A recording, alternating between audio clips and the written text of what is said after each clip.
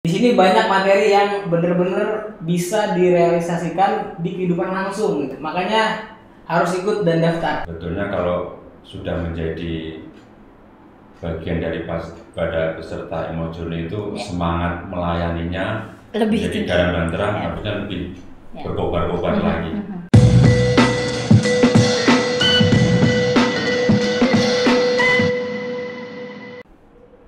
Oke, selamat siang teman-teman dari Niko Siniar. Kembali lagi saya dengan Olen. Saya dengan Dewi. Hari ini kita mau siaran lagi, podcast lagi untuk membahas tema yang berbeda yang tentunya tetap seru dan tetap asik ya Mbak Dewi ya. Oke, hari ini kita mau ngebahas tentang garam dan terang dunia sebagai seorang Katolik, Yes. Mbak Dewi. Nah, Betul. kalau dari Mbak Dewi, menurut Mbak Dewi garam dan terang Katolik itu kayak apa sih Mbak Dewi? Kalau menurut aku ya kayak kita melayani Tuhan, melayani sesama, ya pelayanan di gereja lah Mbak Olen. Tapi kita mau tanya nih, kalau garam dan terang dunia kan kita ada bintang tamu nih, Ya, ya kan? betul. Di Emmaus Journey Ya. itu apa gitu kan? Oh, hari ini berarti bintang tamunya dari Emmaus Journey. Yes. Oke, aku belum tahu nih jujur ya, tapi kita langsung saja minta mereka untuk kenalan ya Mbak Dewi ya. Silahkan bintang tamu kita Selamat siang ini. siang Bu Dewi, Kak Olen, ya pemirsa Niko Siniar. Betul. Ya, saya memperkenalkan diri dulu. Nama saya Budi Sutrisno, panggilan saya John, ya panggilan akrabnya. Ya, saya sebagai ketua kelompok spiritualitas kitab suci Emmaus Journey, ya sudah 2 periode dari tahun 2018 sampai nanti tahun 2024. Ya, saya masih aktif sebagai karyawan di sebuah perusahaan Senin sampai Sabtu. Ya, kemudian kalau Minggu ya kita melakukan pelayanan tiap hari Minggu. Itu waktu saya akan curahkan waktu pelayanan di hari Minggu. Mantap, Ya. langsung di blok gitu ya Pak John ya. betul, Demi Tuhan ya Pak ya, Ya. demi Tuhan dan gereja. Ya. Hari ini saya juga menghadirkan teman saya juga. Oh, tidak sendiri. Ya, nama Mas Leo. Ini adalah dari peserta Emmaus Journey juga, ya dari kelompok remaja. Monggo silakan. Oke, semua selamat siang. Siang. Bu Dewi, Siang. Olen, Kak John, terima kasih. Perkenalkan, nama saya Leonardo, akrab dipanggil Leo. Saya di sini sebenarnya peserta Emmaus Journey remaja atau disingkat tuh EJR. gitu. Jadi tahun 2018 itu saya baru masuk ke EJR ini. Terus masuk lagi di 2019 itu untuk lebih dalam lah. Nah, sekarang saya ikut aktif di gereja maupun di luar untuk aktivitas-aktivitas sosial.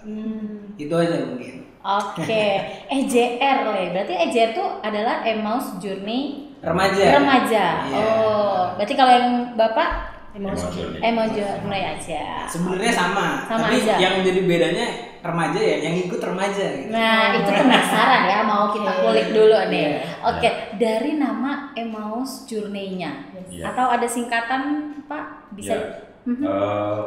Emmaus Journey disingkat EJ dari biasanya kita sudah nggak panjang lagi Emmaus Journey. Iya, kayaknya tapi agak ribet ya. EJ. Emmaus Journey, ini Emmaus Journey EJ apa saja. gitu ya? Iya. Oke, EJ ya. Iya. Sip.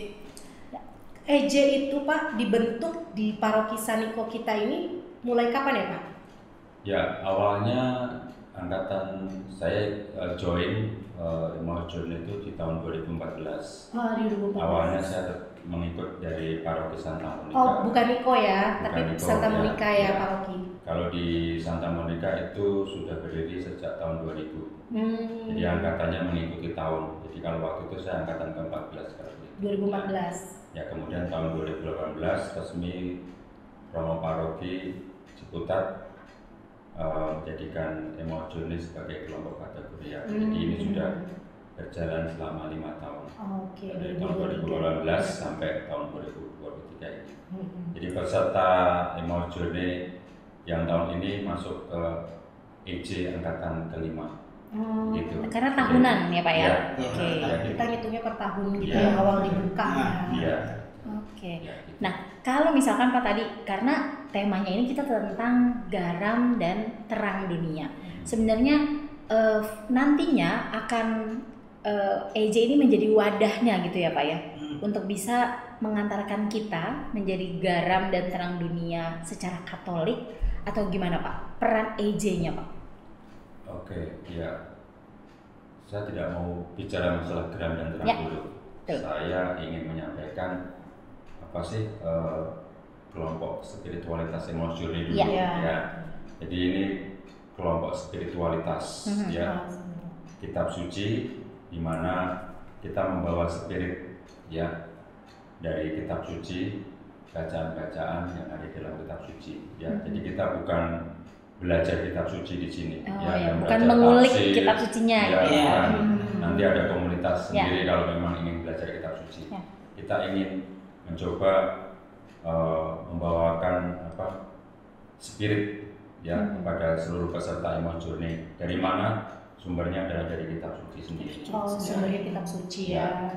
Jadi sebetulnya kalau kita ngomong dan garam dan terang itu bergabung saja dengan Emmaus Journey ya, karena itu akan membawa jauh lebih paham arti garam dan terang itu. Betul. Ya, lebih pokoknya mereka yang ingin melayani bergabunglah dengan kelompok Emmaus Journey. Biar lebih tahu pelayanan itu seperti apa gitu ya Pak ya. Terus cara kita untuk melayani Tuhan, gereja sama sesama kali ya Pak ya. Oke. Karena sebenarnya memang dasarnya yang harus kita punya dulu gitu ya Pak Betul, dan Lea, supaya kita tahu nih, oh ternyata ya pelayanan seperti ini yang dibutuhkan. Betul ya. Gitu kan. Tadi aku melihat Leo kayaknya benar pas masuk EJ gitu ya. Nah, pengalaman Leo ini kan anak muda gitu ya. Nggak semuanya anak muda tuh terbuka dan kepingin ikut yang seperti ini gitu. Karena mungkin pelayanannya mereka mikirnya ada banyak pelayanan yang bisa dilakukan gitu. Nah, kenapa Leo tertarik untuk ikut EJ ini? Ikut EJ ya? Iya. Sebenarnya aku ini dari kecil itu dari SD ya. Dulu sempat ada di lingkungan itu pertemuan kecil tapi bahas kitab suci. Itu dulu sempat ada. Jadi konsepnya sama lah kurang lebih sama EJ. Tapi kita hanya mengambil beberapa bab saja gitu untuk dijadikan sharing gitu. Nah, tahun 2018 itu aku ngeliat nih, ini ada kelompok spiritualitas Emmaus Journey. Isinya kebetulan nih om dan tante aku banyak yang kenal gitu. Dan remajanya pun ada yang beberapa aku tahu gitu. Wah, udah tanpa basa-basi langsung ikut aja gitu. Langsung daftar aku. Dan itu kan aku mikirnya dijelasin kan, sebelum kita daftar tuh dijelasin apa itu EJ gitu. Terus dibilang, oh ada sharing-sharing kok, ada ini. Wih, sangat tertarik jadinya gitu, karena aku orangnya juga suka sosialisasi lah, suka sharing-sharing gitu. Itu awal mula aku tertarik ikut EJ itu. Ini 1:10 ya Mbak Dewi ya, susah kayak gini ya. karena yang kita tahu tuh EJ kan sangat membosankan gitu kan ya Pak, yang kita tahu nih ya, yang orang awam tahu, tapi hebat loh untuk anak muda sekelas Leo, remaja Emmaus Journey untuk remaja tuh ternyata banyak ya. Berapa kira-kira?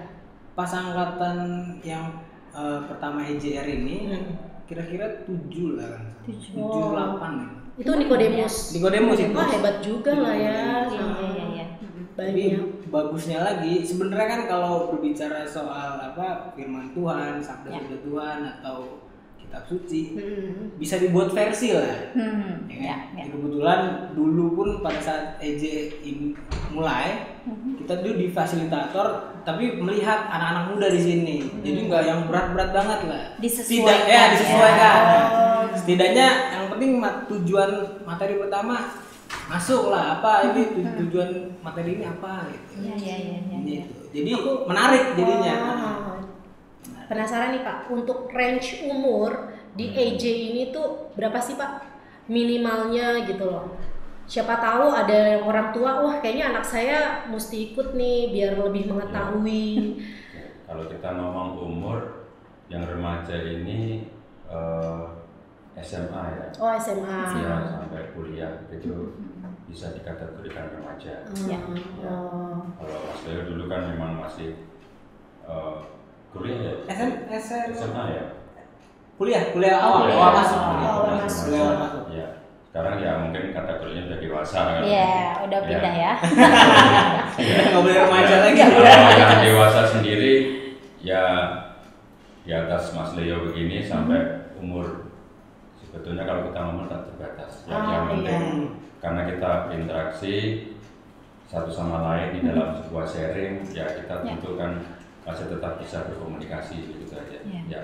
Jadi memang ada yang sudah berlansia, yang oma begitu atau opa begitu bergabung tidak apa-apa, boleh. Oke.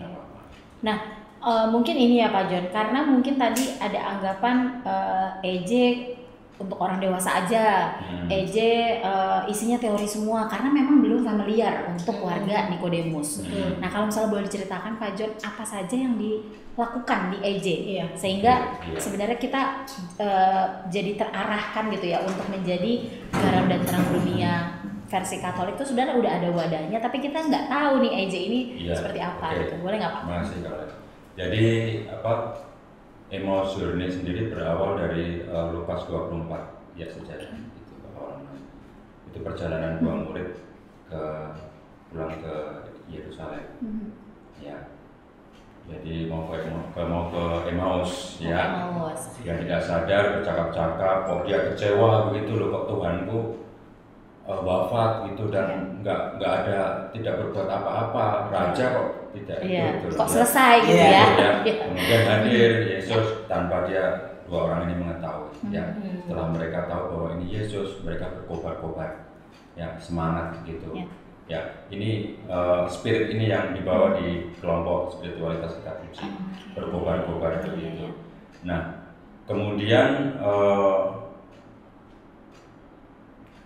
seiring perjalanannya kelompok ini, ya nanti diharapkan semua peserta bisa melakukan apa yang disebut tadi garam dan terang.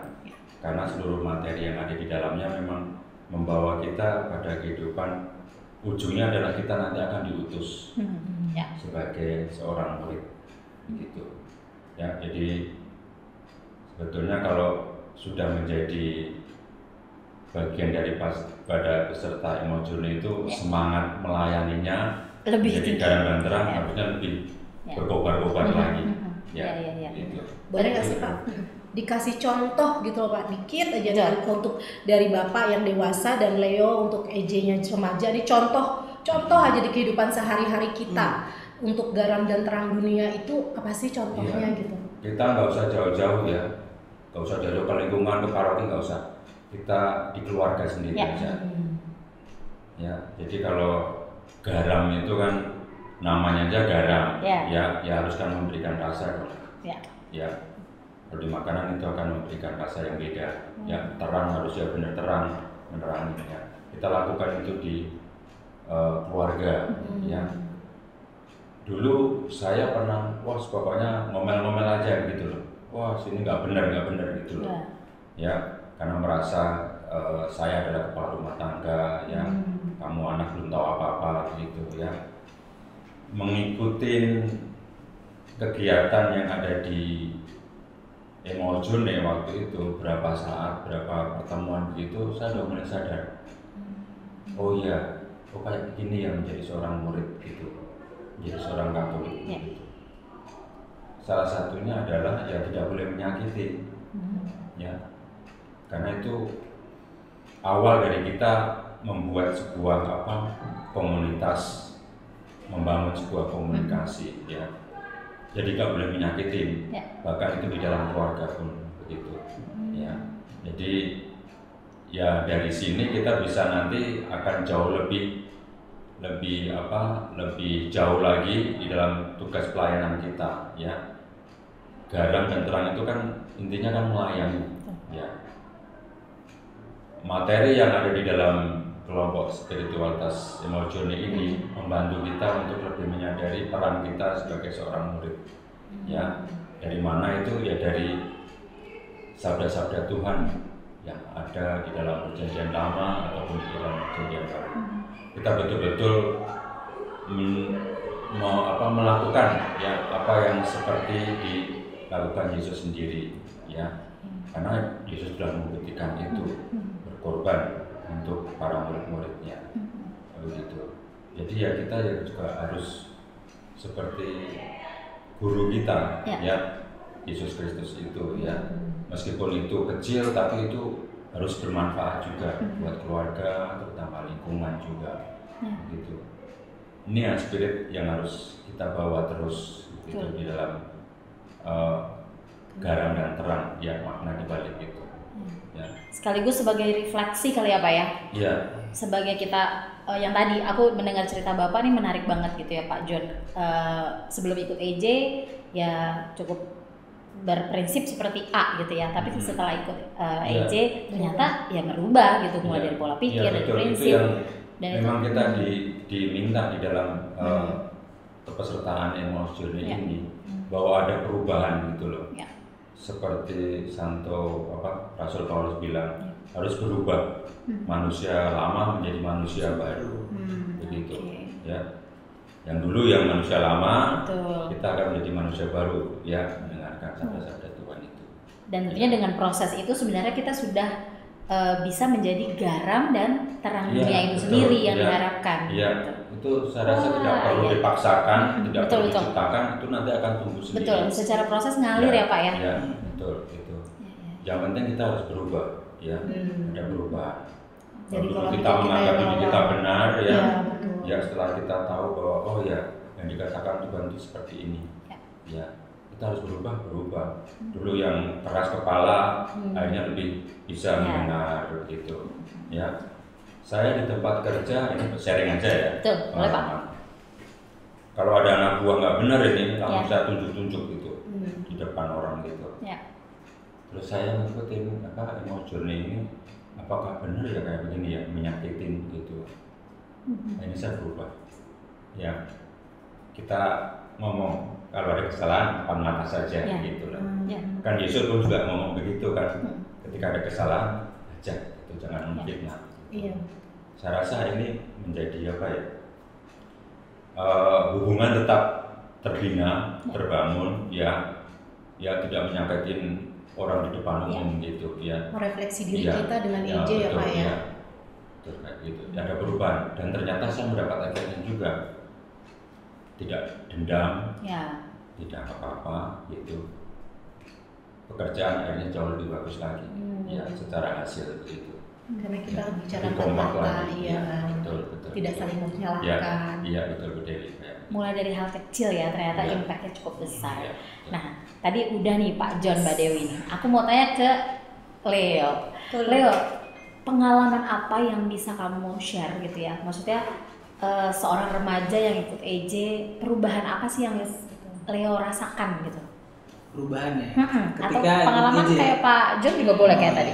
Jadi sebenarnya aku ini kan ikut EJ itu pas awal masuk kuliah kan. Dimana pada saat itu aku sebenarnya orangnya tuh masih yang kalau soal pelayanan tuh naik turun. Aku kayak gitu dulu. Nah setelah ikut EJ ini kan banyak tuh belajar, bahkan sampai ada 4 buku kan. Dan juga itu pun nggak hanya teori, kita ngelakuin kayak misalkan setiap pertemuan itu harus jurnal gitu, refleksi diri tentang firman-firman Tuhan. Terus juga setiap beberapa bulan atau mungkin per bulan itu tergantung kelompoknya, kita mengadakan aksi sosial gitu, seperti baksos atau membantu orang-orang yang nggak bisa makan gitu. Nah hal kayak gitu yang aku dapat kalau misalkan bicara soal sosial itu. Kalau untuk diri sendiri benar tadi kata Pak John, aku ini anak pertama ini, anak pertama punya 3 adik kan. Dulu itu aku nggak sadar bahwa sebenarnya peran anak pertama itu penting untuk adik-adiknya. Nah dari situ dengan bekal yang aku punya dari EJ maupun komunitas lain ya terkait dengan spiritual, dari situ aku pun mulai pelan-pelan masuk dan memberitahu lah kepada adik-adik aku gitu. itu pengalaman yang aku dapat dari EJ banyak. Lebih dewasa lah ya. Lebih dewasa, EJ, terus lebih bisa mengerti orang gitu. Karena kan aku kan juga itu kan bersama kan, berkelompok gitu. Tentunya itu banyak opini-opini yang dikeluarin, sharing-sharingnya juga beda-beda. Dari situ kan aku akhirnya bisa mengerti, oh dia ada sharing begini, ada yang satu ada begini. Nah itu jadi pengalaman mereka itu bisa berguna juga buat aku, dan pengalaman aku bisa berguna buat mereka. Gitu. Saling sharing itu yang menjadi hal yang baiknya gitu. Di EJ ya. Di EJ. Berarti kalau di EJ setelah mengutip satu bacaan terus kita sharing dan kita refleksikan ke buku jurnal atau gimana Pak? Iya, oke. Jadi salah satu kegiatan juga itu adalah membuat jurnal ya. Semua peserta yang sudah mengikuti semua angkatan EJ1 sampai EJ4 ini ya, EJ5 baru jalan, itu semua dinamakan emauser. Jadi yang sudah gabung dengan EJ itu namanya istilahnya emauser. Ya kayak Mas Leo gini emauser, saya juga emauser gitu ya. Jadi kegiatan yang dulu dan harus tetap menjadi bagian daripada seluruh emauser adalah membuat jurnal. Nah, jurnal itu apa isinya?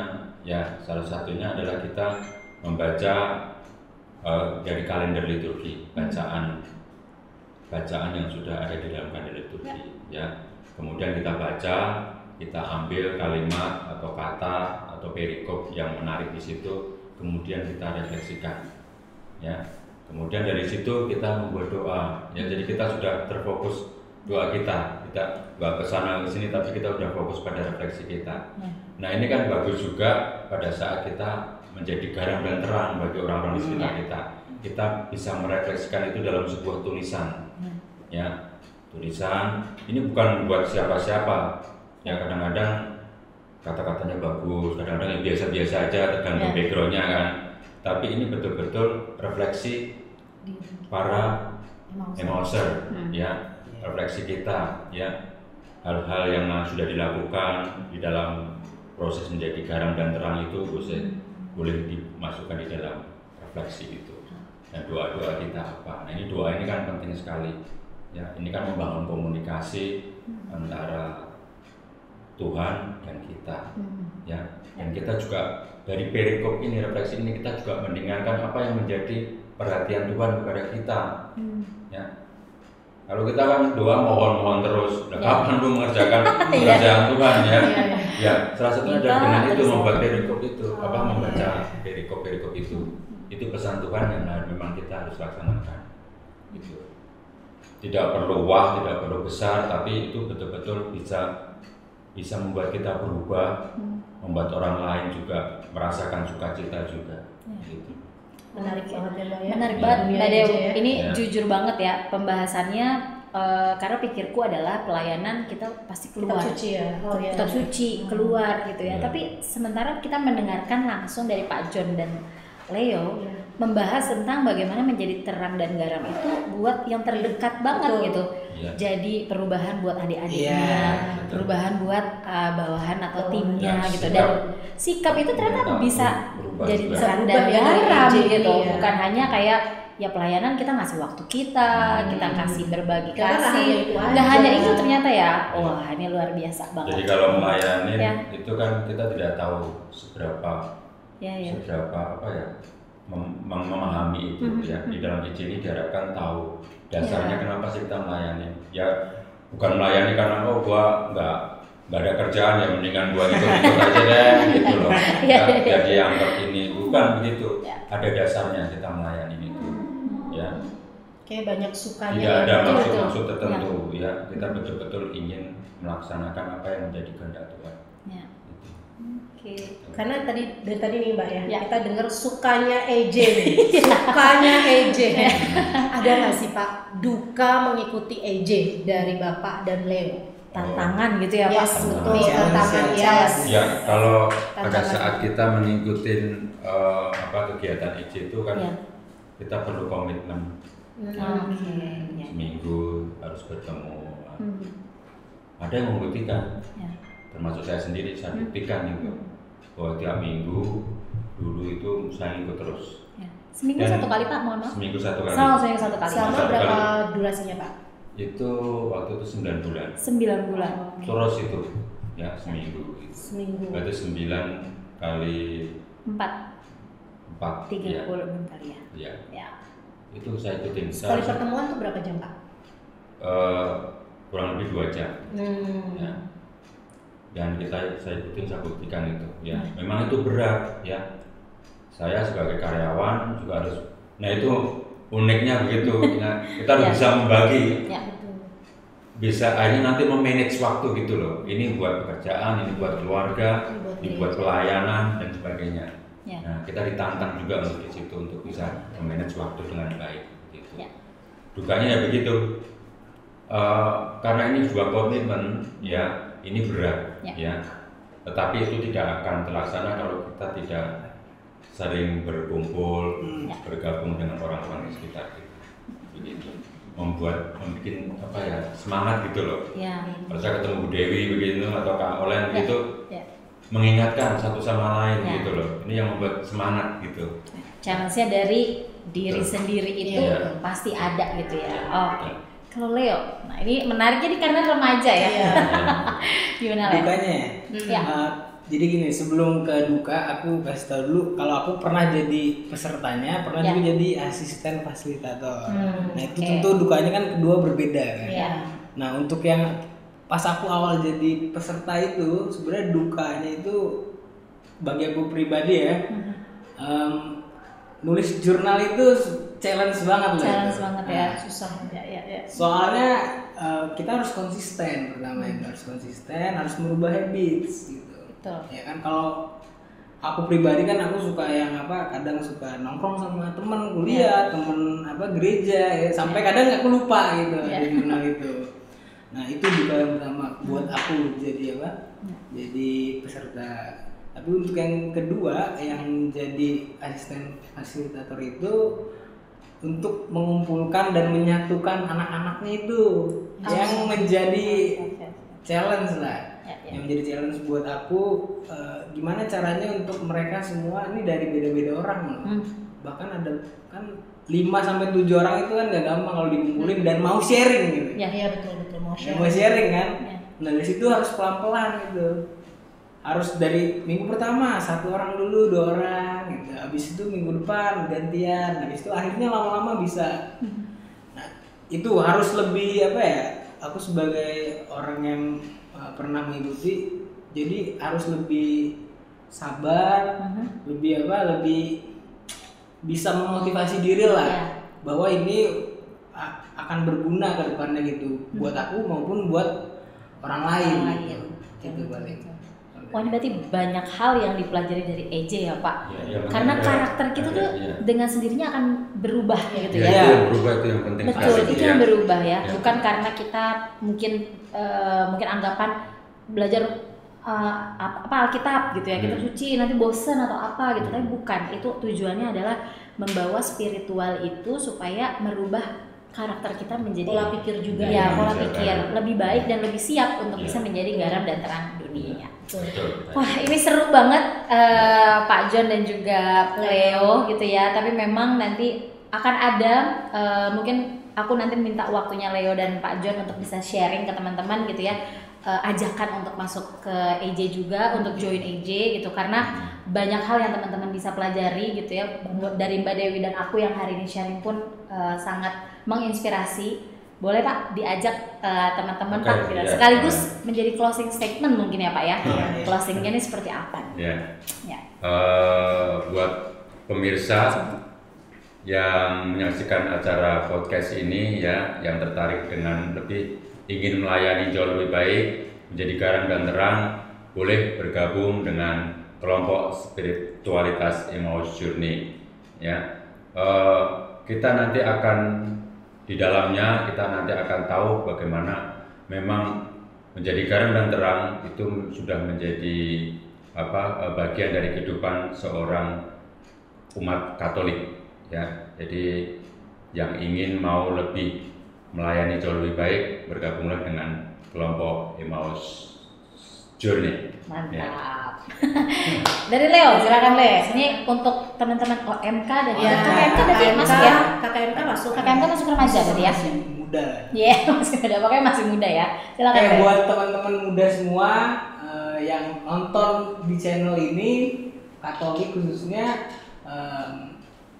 mari kita sama-sama ikut EJ nanti kalau buka ya Bacon ya, EJR lagi karena sempat berhenti EJR itu, sempat berhenti pas pandemi. Gitu. Jadi semoga nanti ada lagi untuk EJR karena di EJR ini akan banyak belajar tentang firman Tuhan, terus tentang kehidupan sosial juga ada, cara kita melayani juga ada, dan itu tentunya akan berguna karena kita kan menjadi penerus bangsa gitu kan, penerus bangsa, terus juga penerus masa depan negara dan gereja juga. Di sini banyak materi yang benar-benar bisa direalisasikan di kehidupan langsung gitu. Makanya harus ikut dan daftar. Ditunggu ya. Ditunggu ya yang daftar BJ. Nah, Pak. Bulan ini tuh kan kita akan mengadakan BKSN nih, Pak. Iya. Ini dong Pak, obrolan tentang BKSN tuh biar para lingkungan atau kaling atau semuanya mengikuti BKSN dengan baik gitu. Ajakan gitu ya, ini udah preparation untuk BKSN. Iya, betul. Ya, saya bagian daripada fasilitator untuk memfasilitasi BKSN juga di lingkungan. Ya, saya mengajak seluruh warga umat Katolik ya di dalam kegiatan BKSN ini. Ya, ini sudah dicanangkan oleh KAJ dan kita sebagai umat Katolik di Keuskupan Agung Jakarta turut berpartisipasi di dalam program ini. Ya, ini mengingatkan kita tentang pentingnya sabda Tuhan juga. Ya, kutipan yang akan diambil itu adalah dari Yunus dan Yoel. Ya, ini juga membawa kita kepada dasar kita menjadi garam dan terang. Ya, mudah-mudahan ini bermanfaat bagi seluruh warga umat Katolik. Oke, terima kasih banyak Pak John dan juga Leo. Semoga dengan adanya podcast kita hari ini semakin berkobar-kobar ya semangat untuk bisa memberikan pelayanan yang terbaik dan tepat tentunya ya, serta semoga karakter kita sebagai seorang Katolik juga sudah bisa mulai berubah ke arah yang lebih baik sehingga bisa bermanfaat untuk orang lain. Betul Mbak Olen, dan saya juga mau memberi selamat nih untuk 3 pemenang yang akan lanjut ke KAJ dalam BKSN kita Mbak. Dari Paroki Santo Nikodemus. Ada 3 ya? Yes. Wah mantap. Untuk remaja 2, selamat untuk Giselle, dan untuk dewasa selamat untuk Mbak Prima, dan untuk Bible Talent Show selamat untuk Ranting Yakobus. Semoga di KAJ-nya lancar. Oke, kalau begitu dengan sesi ini kita akan menutup podcast yang diadakan dengan tema Garam dan Terang Dunia. Terima kasih kepada Pak John, terima kasih kepada Leo. Terima kasih Leo. Salam sehat selalu untuk kita semua. Selamat siang teman-teman Nikosinia. Bye.